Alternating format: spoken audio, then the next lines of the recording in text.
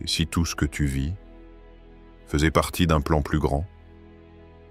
Et si ce chaos apparent annonçait la venue de celui que tant attendent? On parle de guerre, de signes, de prophéties, mais peu regardent là où tout commence vraiment, dans le silence du cœur. La venue de l'imam Mahdi n'est pas une histoire lointaine. Elle pourrait être déjà en cours. Ce n'est pas une question de date. C'est une question de préparation intérieure. Tu veux voir le Mahdi? Alors commence par te voir toi-même à la lumière d'Allah. Dans cette vidéo, tu vas entendre ce que peu ose dire. Des paroles qui brûlent, des vérités qu'on ressent, sans toujours pouvoir les expliquer. Et peut-être que ton âme s'éveillera enfin. Prépare-toi. Le compte à rebours a déjà commencé. 1. Israël en flammes, un signe qui parle à l'âme. Des colonnes de fumée montent vers le ciel, et le monde retient son souffle. À Gaza, à Jérusalem, à Tel Aviv, la nuit s'illumine de rouge, pas celui des fêtes, mais celui de la colère, du sang, de la fin d'un cycle. Les flammes lèchent les murs de pierres anciennes, comme si elles voulaient réveiller les secrets oubliés qu'elles contiennent. Non, ce n'est pas juste une guerre, ce n'est pas qu'une bataille entre deux peuples. C'est un miroir tendu à l'humanité. Et dans ce miroir, chacun voit une image différente. Certains voient le chaos, d'autres la justice. Mais les plus éveillés sentent autre chose, un frisson, une vibration, comme si quelque chose de beaucoup plus grand était à l'œuvre. Comme si l'invisible murmurait dans les oreilles des âmes attentives « Réveille-toi, le moment approche ». Ce que tu regardes aux informations n'est pas qu'un événement politique. C'est une ligne de l'histoire sacrée qui s'écrit en direct, une page de la parole ancienne qui se retourne. Car les flammes qui ravagent les rues ne sont que le reflet d'un feu plus ancien, celui qui brûle dans les cœurs depuis des siècles. Le feu de l'oppression, de la promesse, du destin. Une vieille femme, les yeux brillants comme deux lunes, assise sur un banc de pierre en Cisjordanie, berçait son petit-fils et lui murmurait ces mots. Lorsque les cieux seront en colère et que la terre tremblera sous nos pieds, n'aie pas peur, mon enfant. Car avant chaque aube, il y a une nuit sans fin. Mais quand le vent tourne, c'est que celui qui voit tout s'approche. Ces paroles, pleines de poussière et de sagesse, résonnent aujourd'hui comme un avertissement silencieux. Regarde autour de toi. Le monde entier frémit. Ce n'est pas qu'Israël qui s'enflamme. Ce sont les fondations de ce monde qui se fissurent. Un effondrement qui ne fait pas de bruit pour ceux qui ne veulent pas entendre. Mais pour ceux qui écoutent avec leur cœur, le tonnerre est déjà là. Et quand la terre tremblera, tremblement sur tremblement, un verset ancien, une image d'Apocalypse, une secousse de l'intérieur, chaque missile, chaque cri, chaque larme, est une onde dans la conscience du monde. Et ces ondes forment un mot brûlant, un mot que certains reconnaissent, un mot qu'on n'ose pas prononcer, mais qui grandit comme une ombre dans le désert. Le Mahdi. Certains frémissent en l'entendant, d'autres rien. Mais ceux qui ressentent vraiment, car les signes ne sont jamais pour tout le monde. Ils sont pour ceux qui cherchent, pour ceux qui pleurent la nuit, en silence, et qui demandent à Allah une réponse, une direction, un sens. Et s'il fallait que le feu se lève là où tout a commencé, pour que la prophétie se révèle? Et si ce qui se passe là-bas, en Israël, était une scène placée devant nous par la volonté divine, pour réveiller les endormis, pour réveiller ceux qui ont oublié d'où ils viennent, et surtout, où ils vont? Ce monde court vers un point qu'il ne comprend pas. Il fuit, il proteste, il consomme, mais il ne regarde pas vers le ciel.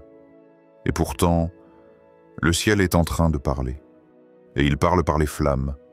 Et toi, quand tu vois ce monde s'enflammer, que ressens-tu dans ton cœur? Est-ce de la peur ou une certitude enfouie, celle que quelque chose d'immense est en train d'arriver? Ferme les yeux.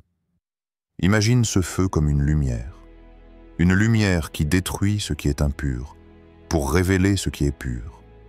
Une lumière qui prépare la route pour celui qui vient, celui dont le pas est encore invisible, mais dont l'ombre plane déjà sur les nations. Car lorsque tout semble se briser, c'est que le tisseur est en train de reconstruire. Et le fil de ce tissage a toujours été entre les mains d'Allah. 2. La parole bralante, un message qui se réalise. Certaines paroles ne meurent jamais. Elles ne s'éteignent pas dans le bruit du monde. Elles dorment dans le silence. Et un jour, elles se réveillent. Il y a des mots qui ne sont pas nés de l'encre, des mots qui n'ont jamais été écrits dans des livres, mais que le ciel a gravés dans les âmes éveillées. Des mots qui parlent dans les rêves, dans les soupirs du vent, dans les regards des mères orphelines, dans les cendres encore tièdes des nations oubliées.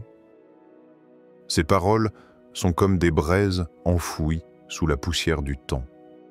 Et aujourd'hui, elles recommencent à brûler. Un vieil homme récitait un jour, dans une mosquée presque vide, à l'aube, « Le feu viendra d'Orient, et les puissants de l'Occident se couvriront de leur propre ombre, car ils auront oublié que ce monde n'appartient qu'à lui. » Ce ne sont pas des prophéties de papier. Ce sont des promesses du ciel.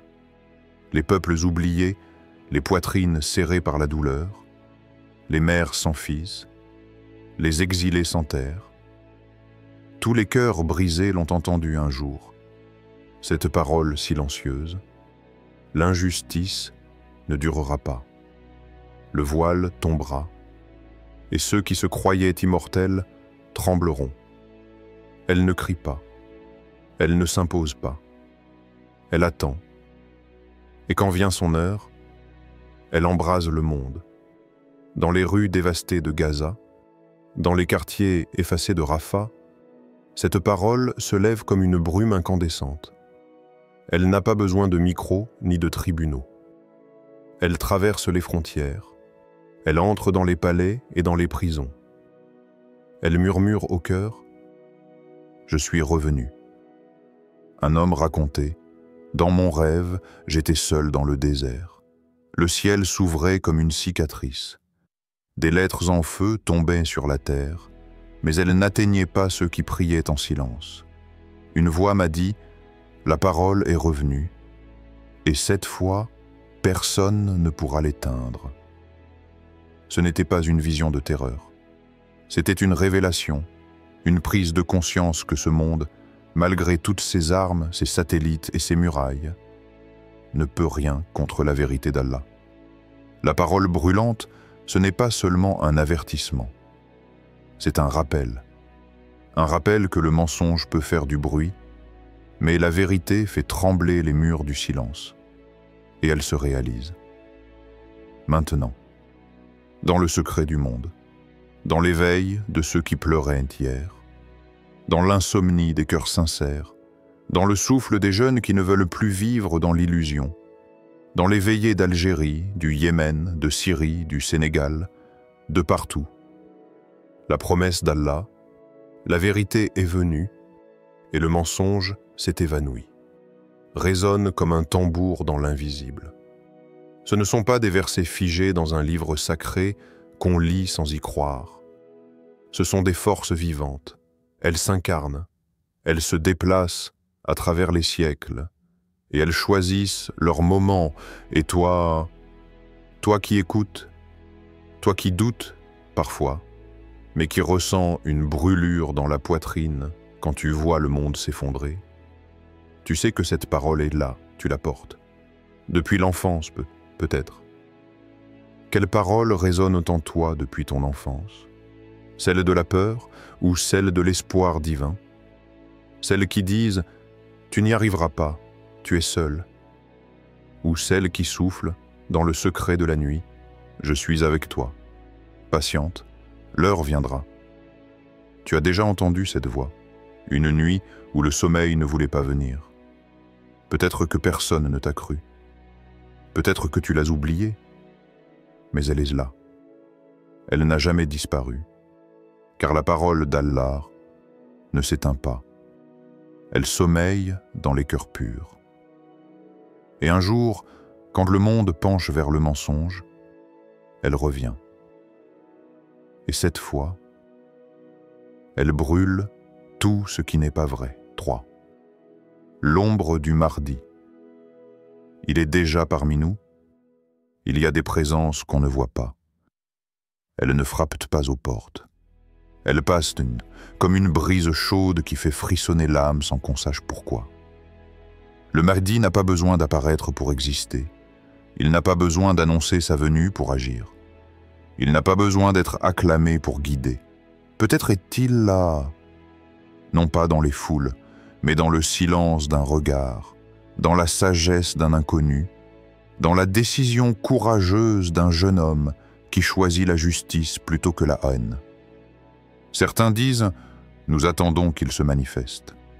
Mais d'autres recensent « Il est déjà là, non pas comme une figure publique, mais comme une ombre lumineuse qui éveille les consciences et prépare les esprits ». Un savant d'Algérie disait un jour à ses élèves, dans une zaouïa perdue dans les montagnes, « Le Mahdi n'est pas une statue, c'est un miroir. Quand ton cœur est propre, il te reflète. Il ne vient pas du ciel avec des épées, il surgit du fond de toi lorsque tu es en paix avec Allah. » Imagine, et si l'ombre du Mahdi planait déjà sur nos villes, sur les rues d'Alger, de Tlemcen, de Blida, de Constantine, et si ces pas frôlaient les terres d'Afrique, non pour se faire voir, mais pour allumer des lanternes dans les ténèbres, et si chaque cœur sincère devenait un de ces relais silencieux, un fragment de sa lumière, un écho de sa vision, le Mahdi ne cherche pas la popularité. Il ne cherche pas les projecteurs, ni les titres. Il cherche ceux qui sont capables d'entendre sans bruit, de suivre sans preuve, de croire sans spectacle. Et c'est peut-être là le test. Les gens attendent un roi, mais peut-être que le Mahdi est un jardinier invisible, qui prépare la terre, plante les graines dans les âmes et veille à ce qu'elles poussent, sans jamais dire que c'est lui. Peut-être qu'il a déjà rencontré l'un de tes proches. Peut-être qu'il a déjà parlé avec toi, dans un rêve, dans une intuition, dans une de ces nuits où ton cœur tremblait et où tu t'es endormi avec une larme de taouba. Et toi, si le Mahdi était là aujourd'hui, te reconnaîtrait-il? Te regarderait-il avec ce regard silencieux qui dit « Toi, tu es prêt » Ou bien détournerait-il les yeux, comme on se détourne de quelqu'un qui a oublié pourquoi il est né? Être un des 313 n'est pas une position, c'est un état intérieur. Ce sont ceux qui ont traversé le feu sans perdre la douceur. Ceux qui ont été brisés par la vie, mais qui ont gardé une prière vivante dans leurs cendres. Ils ne crient pas leur foi. Ils ne montrent pas leurs blessures, mais Allah les connaît, et le Mahdi les reconnaîtra. Un par un, peut-être qu'en ce moment même, ils sont formés, éveillés, rassemblés, par l'invisible.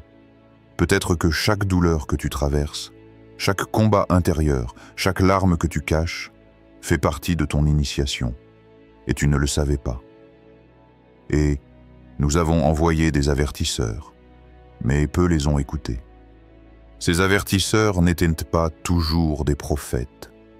Parfois, c'étaient des simples, des voix dans ton esprit, des signes dans ton quotidien, des silences chargés d'un message. Et aujourd'hui, tu entends peut-être l'un de ces signes. Non pas dans mes mots, mais dans ton propre cœur. 4. L'Algérie spirituelle, un peuple préparé par le silence. Il y a une terre, pas comme les autres, une terre qui a pleuré sans bruit, qui a saigné sans se plaindre, et qui a aimé Allah sans réclamer de récompense. Cette terre, c'est l'Algérie, un pays forgé par l'épreuve, un peuple façonné par la patience, des hommes et des femmes qui, même dans l'ombre, n'ont jamais oublié la lumière. Les ruelles de ces villes, les montagnes du nord, les sables du sud, toutes y murmurent encore les prières des anciens, les youyous des mères résistantes, les silences des sages sous les oliviers, et les prosternations secrètes dans les petites chambres des maisons de pauvres. À Constantine, un jeune homme écrivait, dans un cahier abîmé, entre deux coupures d'électricité, « J'entends des voix la nuit ». Pas des hallucinations, des rappels, comme si des générations me disaient « Prépare-toi, sois pur, quelqu'un vient, pas un homme, une ère ». Une ère qui ne demande ni char, ni microphone, ni drapeau, une ère qui ne se déclare pas. Elle s'élève doucement dans le cœur des humbles. Et l'Algérie, peut-être qu'elle est cette terre cachée, que l'on regarde sans comprendre, mais que le ciel a déjà choisie. Parce que ce peuple a pleuré pour Allah, parce qu'il a résisté sans perdre sa foi, parce qu'il a appris à reconnaître la grandeur dans le silence. Les grands bouleversements ne viennent pas toujours avec des bruits. Ils viennent souvent après les larmes. Ils surgissent dans les pays brisés, car Allah aime reconstruire à partir des cendres pures. Ce peuple, on le dit dur. Mais c'est parce que le monde ne sait pas que son cœur est tendre et que sous les cicatrices de l'histoire vit une lumière ancienne, une lumière transmise de marabouts en saints, de poètes en martyrs, de mères en fils éveillés. Peut-être que ceux qui accueilleront le Mahdi ne sont pas ceux qu'on attend. Peut-être que ce sont ces jeunes dans les quartiers, qui prient sans en parler, qui aident leur mère en secret, et qui jeûnent un lundi sans que personne ne le sache. Peut-être que ce sont ces femmes qui pleurent en cuisinant, et qui, entre deux tâches, élèvent leur cœur au-dessus des étoiles. L'Algérie est silencieuse, mais son silence parle. Il dit « Nous sommes là. Nous n'avons jamais éteint la flamme, et nous attendons sans désespoir. Et toi, as-tu préparé ton âme à ce qui vient? Ton cœur est-il un terrain fertile pour la lumière? Ou est-il devenu aride, durci par les péchés, fermé par l'oubli et noyé par les distractions? Le Mahdi ne cherche pas une armée de muscles. Il cherche une communauté de cœurs lavés qui ont traversé la douleur sans haïr, qui ont porté les épreuves sans oublier Allah, et qui sont prêts à servir sans être servis. Ceux qui ont purifié leur âme auront réussi. Car la vraie victoire n'est pas de conquérir le monde, mais de redevenir pur devant son Créateur.